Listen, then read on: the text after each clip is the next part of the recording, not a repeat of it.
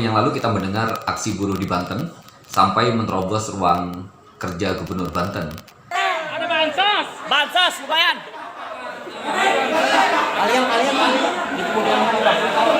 Bansos dah! Kita lagi review kantor gubernur, guys.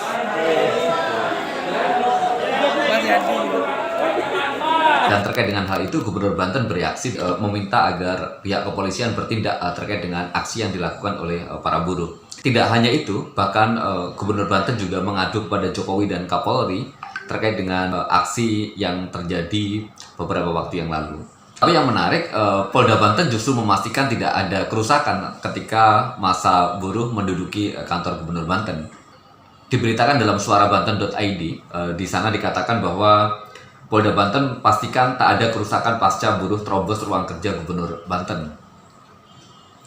Lantaran massa buruh tak ditemui Gubernur Banten Wahidin Halim maupun perwakilannya, ratusan buruh dari berbagai serikat menerobos ruang Gubernur Banten Rabu 22 Desember 2021.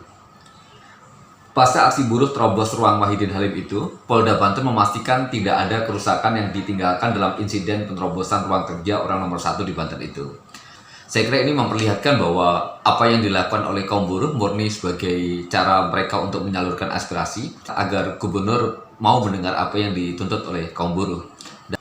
Diketahui, ratusan massa buruh nekat menerobos masuk ke ruangan gubernur di kawasan Pusat Pemerintahan Provinsi Banten atau KP3B lantaran ingin bertemu Gubernur Banten ataupun perwakilan Pemprov Banten.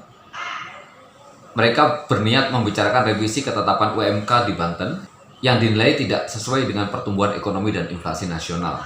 Sayangnya, tak satupun perwakilan Pemprov Banten yang menemui massa, sehingga massa akhirnya terpaksa masuk ke ruang kerja Wahidin, dan massa mendapati orang nomor 1 di Banten itu tak ada di ruang kerjanya.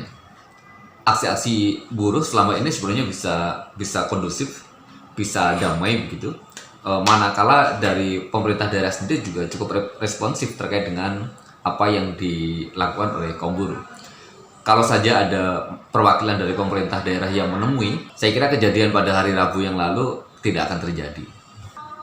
Kabid Humas Polda Banten, AKBP Sinto Siditonga mengatakan tidak ada kerusakan yang dilakukan oleh massa yang menerobos masuk ruang kerja Gubernur Banten.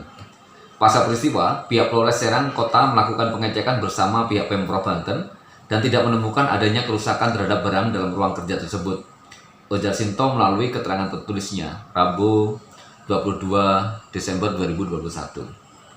Sebelum kericuan terjadi, kata Sinto, pihak Polres Serang Kota telah memfasilitasi perwakilan massa buruh untuk masuk dan beraudiensi. Namun setelah sampai ke dalam kantor gubernur, tidak tersedia tempat untuk beraudiensi. Massa buruh menerobos masuk ke dalam ruang kerja gubernur dan menemukan bahwa memang gubernur sedang tidak berada di kantor, kata Sinto. Polda Banten menyayangkan tindakan dari kedua belah pihak, baik dari massa yang nekat menerobos ruang kerja Gubernur Banten dan tidak adanya tindakan pejabat representatif dari Pemprov Banten yang dapat menemui massa, serta tidak adanya tempat yang bisa digunakan untuk beraudiensi. Jadi saya kira kalau melihat apa yang disampaikan dari pihak kepolisian ini menjadi jelas begitu ya, bahwa kericuan ini bermula ketika tidak ada pejabat representatif yang menemui dan sekaligus tidak ada tempat untuk beraudiensi. Seperti ada keengganan dari pihak gubernur untuk menemui massa buruh. Dan ini sesuatu yang kita sayangkan, apalagi aksi yang dilakukan oleh kaum buruh pastilah sudah dilakukan pemberitahuan beberapa hari sebelumnya, sehingga mestinya ada persiapan dari pihak gubernur untuk menerima perwakilan dari para buruh untuk beraudiensi begitu. Polda Banten menyayangkan aksi buruh memaksa masuk ke dalam ruang kerja gubernur dan juga menyayangkan tidak adanya pejabat representatif dari Pemprov Banten dan tempat yang dapat digunakan untuk menerima audiensi massa buruh guna berdialog dan berdiskusi, kata Sinto. Polda Banten juga terus mengimbau kepada massa buruh untuk dapat menahan diri dan tetap persuasif dalam menyampaikan aspirasinya. Dikonfirmasi terpisah, Kapolres Serang Kota AKBP Maruli Ahutapea mengatakan tak ada kerusakan yang disebabkan kericuan tersebut. Dengan memperhatikan apa yang disampaikan oleh pihak kepolisian, saya kira kita semakin jelas begitu melihat titik terang terkait dengan aksi yang dilakukan para buruh di Banten. Tentu saja kita tidak membenarkan sebuah aksi yang anarkis, kita tidak membenarkan sebuah aksi yang merusak, yang menghina. Namun demikian, pada saat yang bersamaan kita juga meminta agar pemerintah, lebih khusus kepala daerah, juga mendengar aspirasi yang disampaikan oleh para buruh. Karena bagaimanapun buruh adalah bagian dari warga negara, apa yang disampaikan oleh kaum buruh juga punya dasar hukum yang kuat begitu, yaitu meminta adanya revisi terkait dengan kenaikan upah minimum, yang mana kita tahu bahwa Mahkamah Konstitusi sudah menegaskan bahwa semua hal yang berkaitan dengan kebijakan strategis dan berdampak luas itu harus ditangguhkan.